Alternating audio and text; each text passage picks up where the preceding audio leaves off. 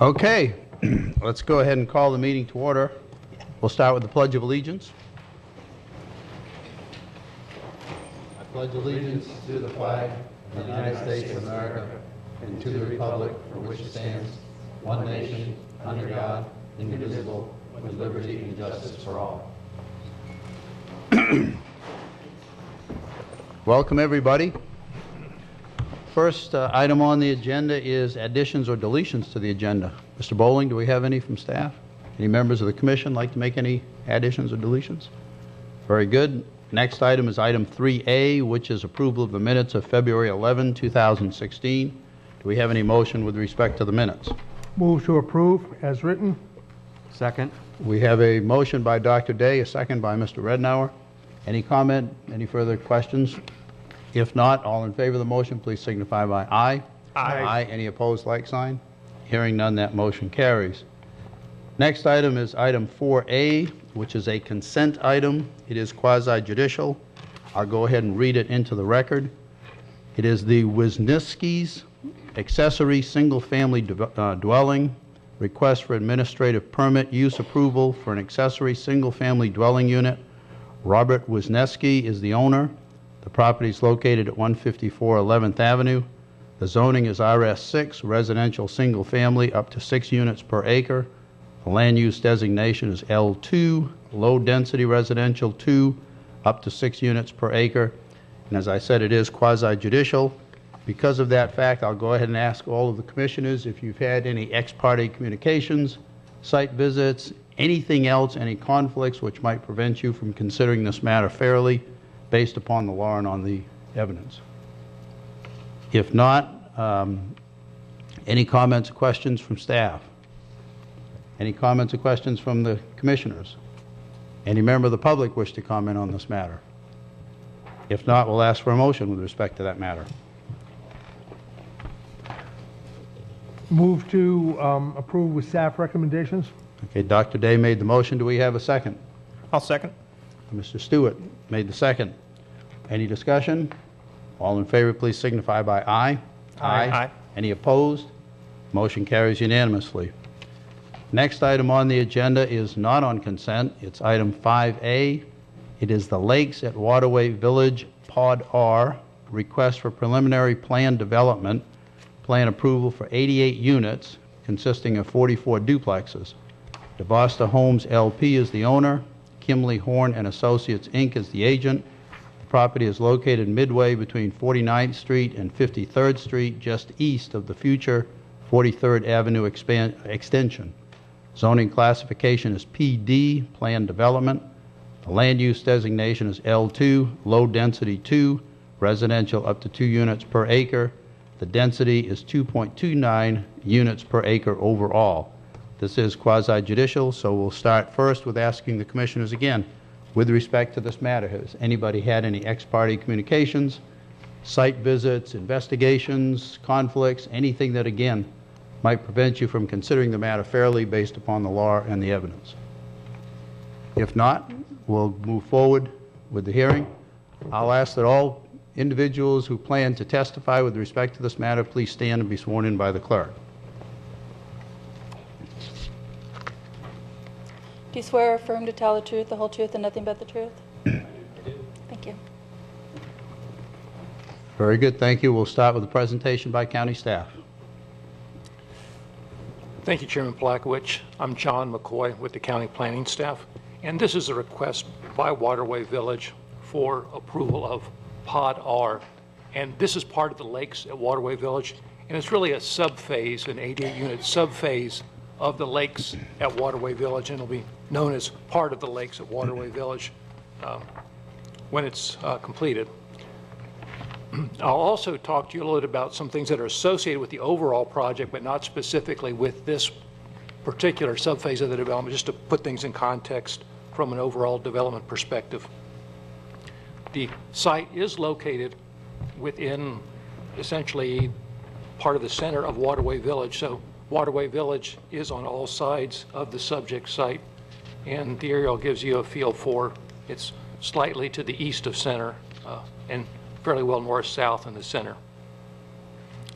This is a land use. The site has an L2 land use designation as well as a PD. All of the surrounding properties are similarly zoned and have a similar land use. So from a compatibility standpoint, all of the other properties are similar in nature from a land use and zoning perspective and part of the Waterway Village development. This aerial gives you context of the existing development. There is existing development, or the properties under development, immediately to the west of the subject site and to the south of the subject site. To the north is part of the property that was approved with a conceptual plan, as well as to the east. And immediately to the east of the subject site is the future 43rd Avenue. And I'll talk a little bit more about that going forward. The proposal, this particular Pod R, is 26.2 acres. There are 88 duplex units proposed. Some of the other development features will be perimeter buffers, stormwater tracks, and common area tracks. And those show on the next slide, shows the duplex lots on either side of the roadway, centralized stormwater track, as well as a perimeter stormwater track. These green areas are littoral zones. And then it's dashed in some of the other development proposed around it. And again, on the east side of the site is the future 43rd Avenue. This is a project aerial provided by the applicant, and again, it shows it in the context of the overall development. And the portion immediately west is under development, and this will be the next final plat that's proposed by Waterway Village, which is under review presently. And if you went out there today, you'd see that there's construction's fairly advanced on this portion.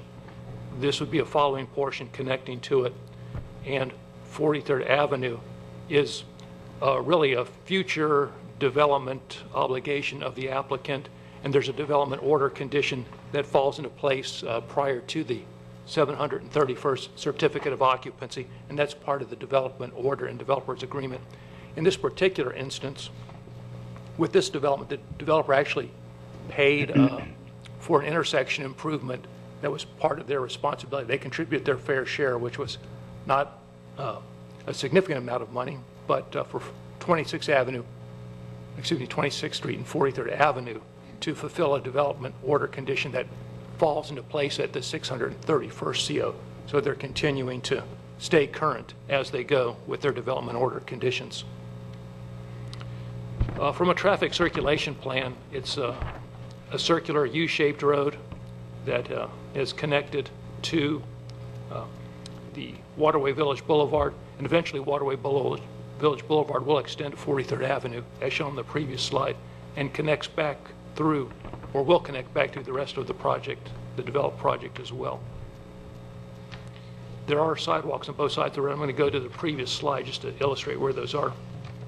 Externally, they're right along the side of Waterway Village Boulevard, and those will be constructed prior to the issuance of a certificate of completion for these. The individual internal sidewalks will be constructed with each unit so they don't essentially interfere with the construction of the unit and aren't damaged during construction of the unit. The common area sidewalks will also need to be constructed prior to a certificate of completion, and that's one of the conditions of approval that we're recommending. As far as environmental issues, generally all of the environmental, larger, bigger picture were handled with the initial development and review and satisfied through previous activities and ongoing activities, as well as specific reviews are done for each proposed development. And in this particular case, things like land clearing, tree removal, and gopher tortoises are addressed on a specific site-by-site, pod-by-pod basis or phase-by-phase basis. As far as the landscaping plan, there are a couple of landscape features. There are individual street trees within the development. There's also a landscape, a fairly light landscape buffer along the internal street, which is Waterway Village Boulevard. That's an internal street, a private street inside the community. There is a heavier landscape buffer similar to what you see along 51st Court or 53rd Street along the future 43rd Avenue. That's to be constructed with this phase, so when 43rd Avenue is developed, the buffer will be in place, and it consists of generally a berm in the nature of 4 to 6 feet, and then landscaping on top of that. So it's a soft buffer, but fairly opaque. With that, I'd like to get to staff's recommendation, and staff does recommend that the Planning and Zoning Commission grant approval for Pod R at Waterway Village with the conditions outlined in staff's report, and that includes a detailed landscape plan, the perimeter buffers being complete, and the off-site and adjacent sidewalks being complete. Thank you. Thank you. Any members of the commission have questions or comments for staff? If not, is the applicant here? Would the applicant, first of all, does the applicant have any questions of county staff? No, sir. Would you like to make a presentation? No, sir. Here to answer any questions. Okay. Anybody have any questions or comments of the applicant? Any member of the public like to be heard with respect to this? Okay. Please come to the podium, state your name and address, please.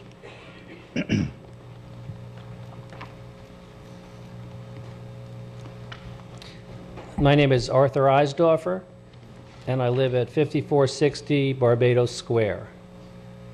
I am the president of the Isles at Waterway Village Homeowners Association. That is the first phase of the development that you're considering to advance further. It took approximately 10 years to get to the point where the Isles is today. During that time, and most notably since the development was turned over by the developer to the homeowners, we've learned a number of things, and I'm actually here not opposing the additional development. We're definitely in support of that, but looking for an ear to listen to and hopefully learn from the things that we've learned. I sent a letter to Mr. McCoy dated April 11th that outlines the lessons that we have learned, and I'll just give a couple of examples. One is that the grading on the homeowners' lots is a little bit too flat, and we have a lot of areas, particularly between homes, that stay moist all the time. We have trouble maintaining the turf because the sun doesn't necessarily shine between homes that are only 10 feet apart for more than a few minutes a day. We have an insufficient number of yard drains, and consequently we do have some drainage issues as a result of that. All of these issues that I'm mentioning, we are in settlement discussions now with Devasta Pulte, and we're not looking for the county's assistance to address those at all, but just to hopefully reflect some of these concerns and address them as the development progresses forward. I was pleased to see that the landscape plans for this Pod R have not been approved yet. And so hopefully there's still time to address some of our issues. There were almost 700 pine trees planted on the berm around the first phase. To date, more than 166 of them have died. So, from our experience, pine trees don't belong on the berm. In addition to that, there are over 1,500 wax myrtles planted on the berm. Wax myrtles like to be wet. They're on top of the berm, which is very dry. Over 500 of them have died. It doesn't make sense to continue to plant more wax myrtles. The street trees that we have are oaks. We have 510 of them. We are experiencing sidewalk lifts on almost a weekly basis that exceed a ½ an inch and pose tripping hazards to the residents. There weren't any root barriers installed at the time. The cost of removing a concrete slab, putting in a root barrier, taking out the roots, etc., is close to $800. And those are just, well, they'll just include two more. Queen palm trees. We started with 1,141. We have lost about 400 of those. We're down to about 750. They have come down with fatal diseases that include Ganoderma, Fusarium wilt, lethal yellowing, bud rot, and frizzle top. And when the Cove at Waterway Village was under construction, we tried to encourage the developer not to plant any queen palms over there, because we certainly didn't need neighboring queen palms infecting ours, or even the reverse. And yet that's continued to happen. And the other thing is, we have quite a few magnolia trees that are planted 5 to 10 feet away from homes. These trees are expected to grow to be a height of approximately 60 feet and 30 to 40 feet in diameter. They're essentially consuming the homes because they're just too close to the houses. Magnolias do great on the berm, not so well close to a home. I saw in an email from Mr. Bowling that since the Isles initial development plan was approved, that some of the county standards had been revised.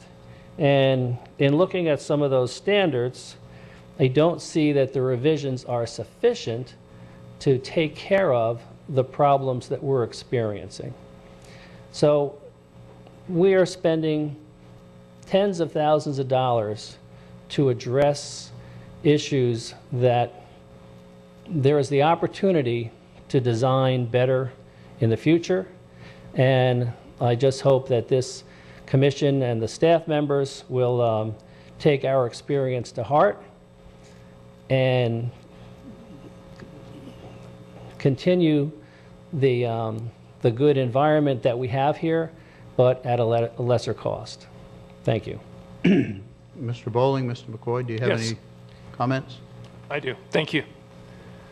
We did receive the letter recently, and in going forward, what I plan to do is provide copies of that letter to the developer's representative, and then also to all of the developers, their landscape architect, their engineer, as well as internally. I'm going to circulate that letter to our engineering department and others from this standpoint of practices and looking at some of those. Some of the suggestions in the letter are very straightforward and easy to accomplish, like substituting landscape material and things like that, that can be done moving forward.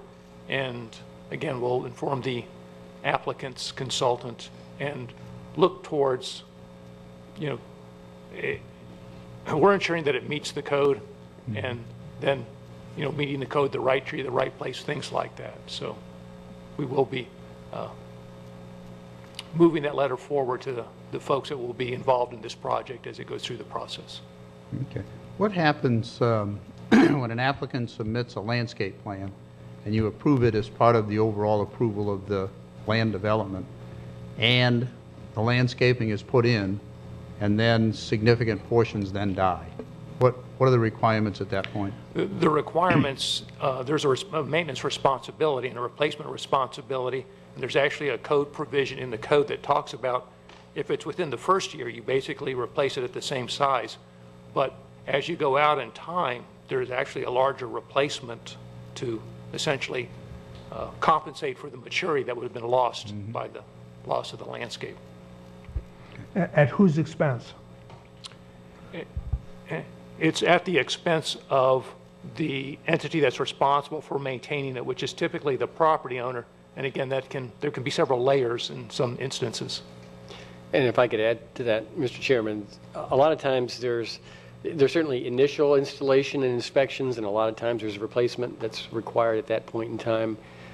It usually takes a number of years before a developer turns the project over to the homeowners association. So if there's some bad landscaping in the wrong place, that tends to show up. I will say that there is latitude in the ordinance to select species and places. There are requirements, and then there's latitude for the landscape professional who's designing it. Sometimes there are recommendations staff can make, but it's not a requirement. And we try to, and we really do appreciate a detailed and yet brief enough sort of letter from Mr. Eisendorfer about some of the lessons learned that's helpful for us to pass on. But some of what we pass on is a recommendation, not a requirement. There are places where pine trees work. Obviously, in this particular location, some of the places they've selected didn't. And that's good to know. It can really vary from place to place, soil conditions. So a lot of these things will be recommendations. There are some requirement changes that have been made, especially with respect to root barriers and distances from walls. So there should be some improvements. But hopefully, what is essentially a recommendation will be taken to heart by the developer. So in the case of a pine tree on a berm, and when a pine tree dies, it's typically a 3 or 4 year process as that pine tree goes into decline. What's the procedure for reporting that? I mean, who reports it? Who acts on it? Yeah, code enforcement acts on it, and we may see it ourselves if we see a distressed tree. First of all, if it is endangering a structure or a sidewalk, that's a safety issue, and it would be addressed earlier. There are areas within this development. You can see the big circle on the graphic there. We have a habitat for an eagle's nest. You actually want to encourage, in some areas, natural areas, you want to leave dead pine trees. You don't want to remove them. But what we're talking about here are landscape areas, and so we would have them, either a neighbor would report, that the POA might report it, we would see it, and they would be required to take it out. Now, again, there is latitude. They would not have to replace it with a pine tree. It could be some other type of canopy tree. Any of the commissioners have any questions of Mr. Eisdorfer? And I may not have said that correctly. You said that very well, actually. Thank you. Any questions of Mr. Eisdorfer? If not, does the applicant have any questions of Mr. Eisdorfer? Okay, thank you very much, sir. Okay, thank you for your consideration. Anybody else like to be heard? I know some hands went up. I just want to make sure if you want to speak. Okay, then any other questions at all, comments from the commissioners? Or from county staff? Or from the applicant? Or from the public? Okay, if not, we'll go ahead and close the public hearing. And at this point, gentleman, lady, what's your preference? I'll make a motion to approve with staff recommendations. Okay, Mr. Stewart's motion. Do we have a second? I'll second it. Dr. Day seconded the motion. Any further discussion on the motion? If not, please, all in favor, please signify by aye. Aye. Any opposed? Motion carries unanimously. Thank you. Thank you. Okay, that brings us to item 6A on the agenda, which is a public hearing relating to a county initiated request to amend and update the text of several elements of the county's comprehensive plan. This is a legislative matter. We'll go ahead, Mr. Bowling. Thank you, Mr. Chairman. I'll have our planner who worked on these amendments, Bill Shute, do the presentation.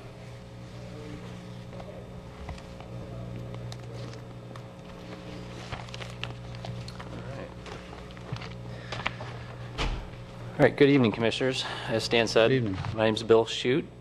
I am the Economic Development Planner and Long-Range Planning section for the county. And what you have before you tonight is several or various amendments to different comp plan elements. And with this, we follow a standard process for comp plan amendments. You get an application submitted in to the Community Development Department. In this case, this was county initiated. You have a first public hearing before the Planning and Zoning Commission, which is, of course, where we're at tonight. After that, you have a transmittal public hearing before the Board of County Commissioners, and we're anticipating doing that in late May of 2016. After that, the application is transmitted to the state and regional review agencies. Once they've had a chance to review, they provide their comments back to the county, and then we take those comments and use them as appropriate. The Board of County Commissioners holds a final public hearing, and we're looking at in August of 2016 for that. And then The adopted amendments are transmitted to the state and regional review agencies and state land planning agency after that. So it's kind of a lengthy process, lots of opportunity for public input along the way. So tonight the purpose is to amend the text of several elements and a sub-element. To be exact, there's 4 elements and then 1 sub-element tonight being reviewed of the comp plan to ensure that plans, policies, objectives, and general text remain up to date.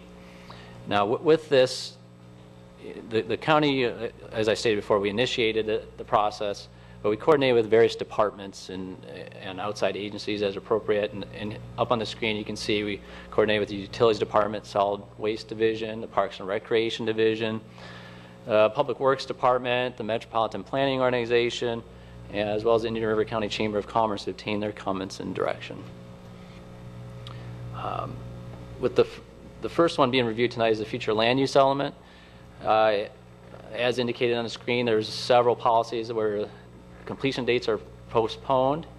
Policy 1.39 is a proposal to reduce the acreage of a designated research technology industrial park at State Road 16, 90th Avenue from 665 acres to 301.95 acres. And that's due to City of Fellsmere annexations that occurred. So just doing some corrections there to address that. Policy 6.1, this kind of relates to some recent action this commission seen, as well as the board, dealing with utility service extension policies for the water and sewer. So we're just basically referring back to that element and that policy. Objective 11 and policies 1.34 and the others on that bullet point, second from bottom. We looked at the language in this element dealing with blighted areas and need redevelopment, and ended up softening some of the language and calling them areas in need of redevelopment or revitalization. So just recharacterization there.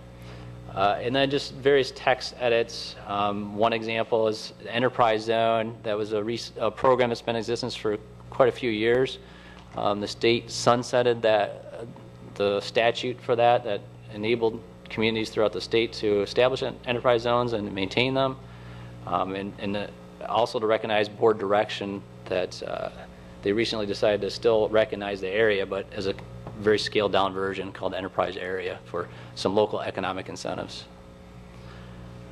With respect to the solid waste sub-element, policy 4.2, we looked at, this is something that's actually already been completed. They evaluated the feasibility of establishing mandatory solid waste collection.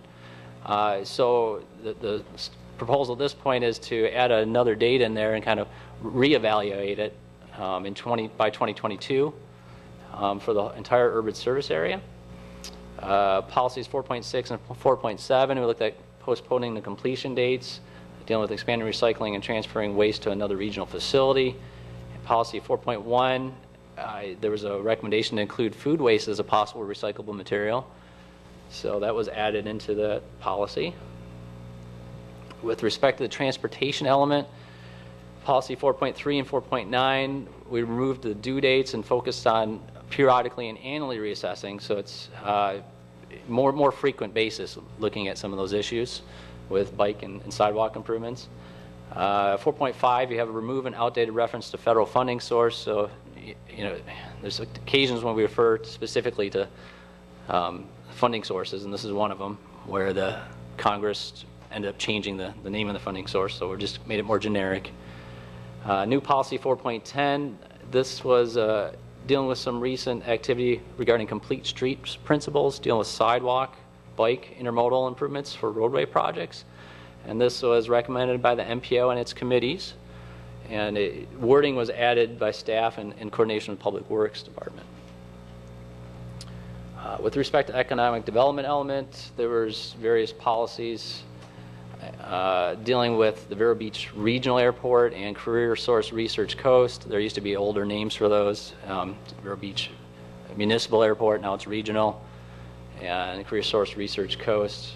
They had a couple different names, but over time they kind of change. So we reflect that in those policies. The second bullet point, just changing evaluation frequencies and due dates. Policy 2.1, we reference recently completed target industry study. So the county was engaged in a roughly year-long process of evaluating what we call target industries that we try to target for economic development incentives and attract to the community. Those are high wage paying jobs that have a greater impact on the community. Policy 2.2 and some text. Again, this is similar to the future land use element. We had references to enterprise zone. We cleaned up that language dealing with the enterprise area. Policy 4.1, instead of establishing a consortium of life sciences, we changed it to maintain that consortium. 4.2, that dealt with a policy, well, a committee that no longer exists, so we ended up deleting that policy. And there's various miscellaneous text edits. And I think we're getting close to the final one here. Recreation open space element. That one we coordinate with Parks and Recreation Division and end up just postponing a lot of the due dates for those policies. And with comprehensive plan amendments, we review various policies in the comp plan for consistency and basis for changing. And the most prominent one is the future land use element policy 14.3. This requires that one of 4 criteria be met to approve a comp plan amendment. In this case, a substantial change in circumstances is being met. All these things are changing. And on this slide before you, just some of the kind of a summary of the changed circumstances.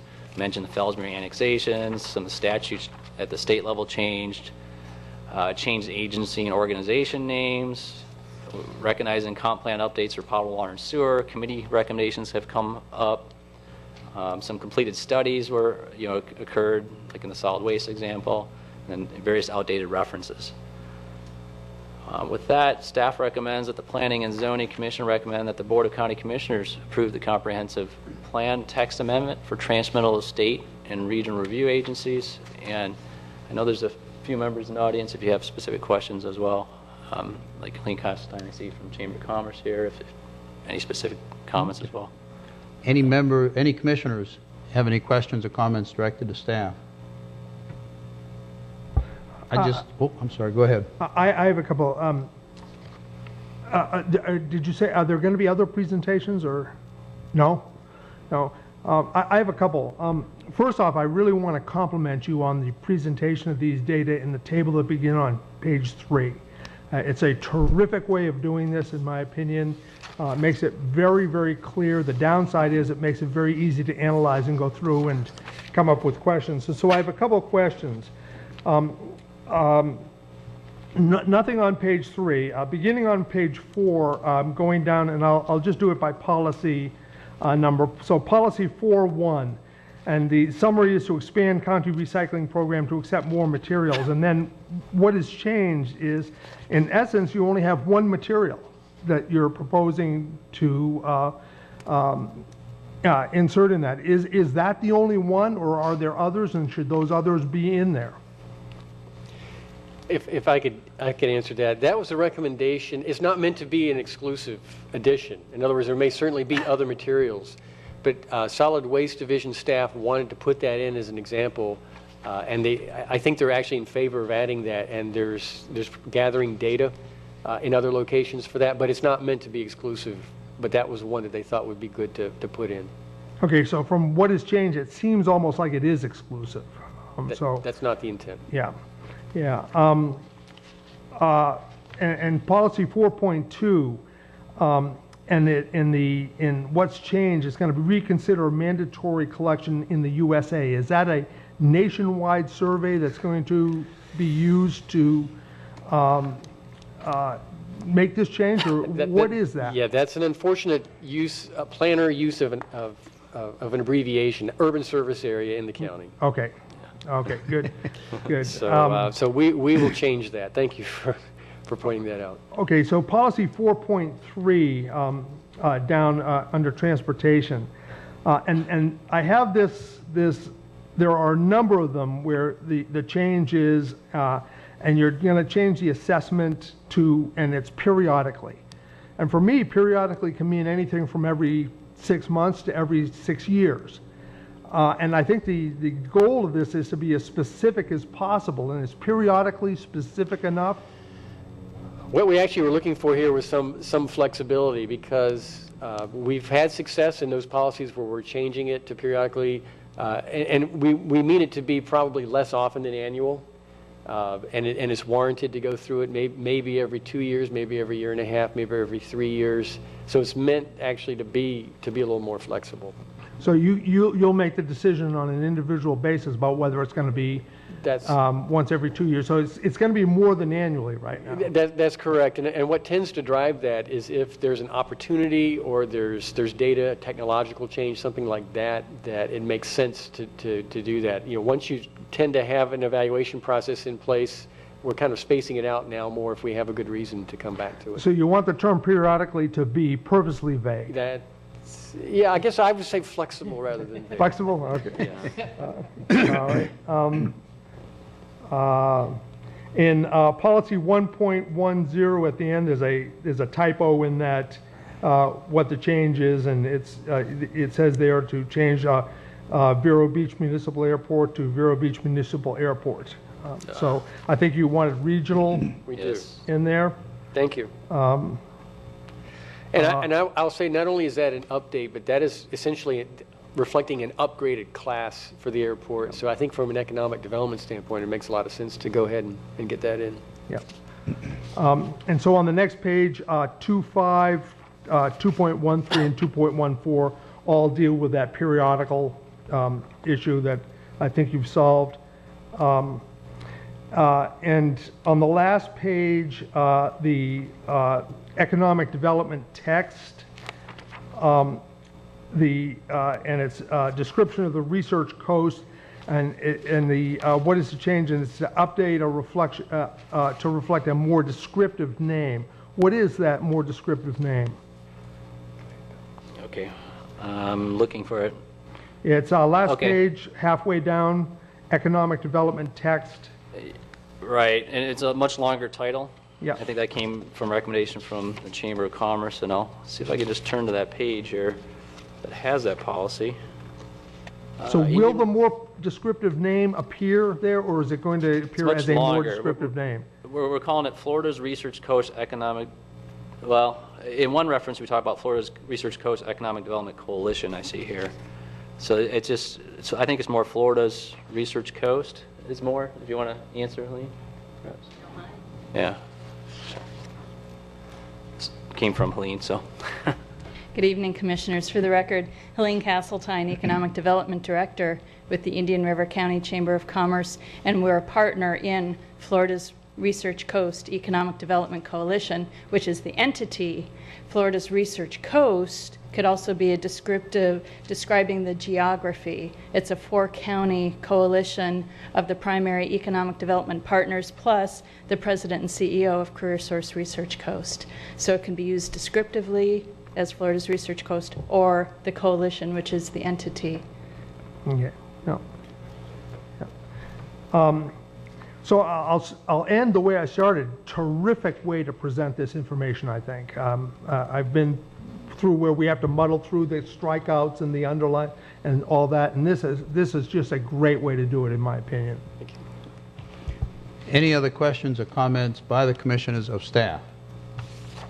If not, this is a legislative matter calling for a public hearing, so I'll go ahead and open the public hearing.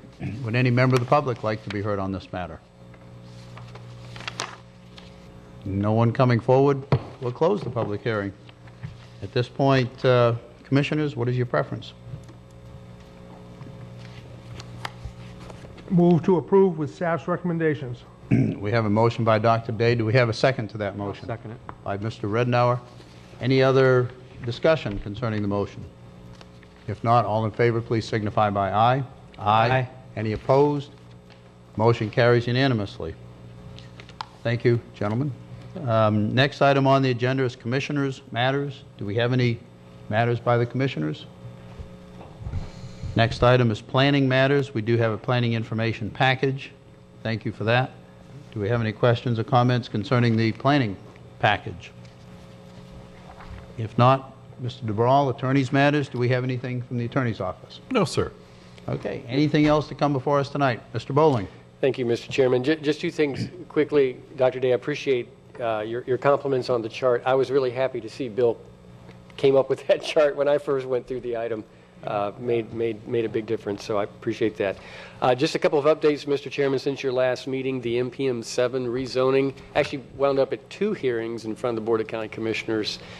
And I know I sent staff's report to the board to you all by email, so you could see that they appealed your denial, changed their application to split the zoning request into CH heavy commercial to the south and CL limited commercial to the north, abutting the mobile home park.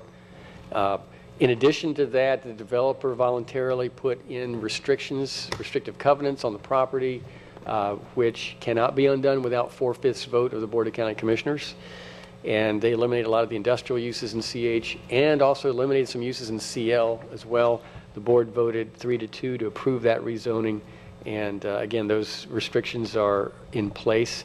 They also approved 3-2 the connection policy that you all looked at outside the urban service area, but they did instruct staff, and we did this for the final adoption version, to very, very much narrow down what that connection exception would apply to pre-existing development, to developments that were approved under old standards to allow them to connect, so that will have a very limited application.